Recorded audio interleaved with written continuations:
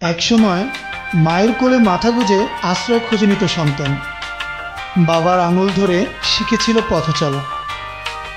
আর শেষ বয়সে সেই বাবা মায়ের আশ্রয় হয় না সন্তানদের ঘরে।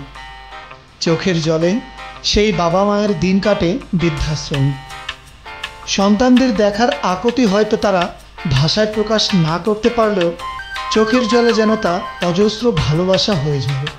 বৃদ্ধাশ্রমের সেই অসহায় মানুষদের একটু ভালোবাসা দিতেই যেন সন্তানের চেহারা চোখে ভেসে ওঠে, আর মাতৃত্বের দায়ে ভালোবাসা ও দোয়া দিয়ে দেন আপন মন। এমনই অসহায় মায়েদের সাথে একবেলা ভাগ করে নিল নর্থ সাউথ বিশ্ববিদ্যালয়ের কিছু শিক্ষার্থী।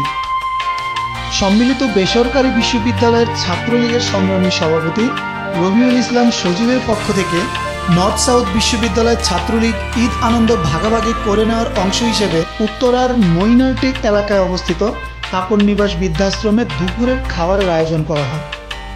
তাদের এই ছোট আয়োজন যেন বৃদ্ধাশ্রমে আনন্দের ছোঁয়া লাগে।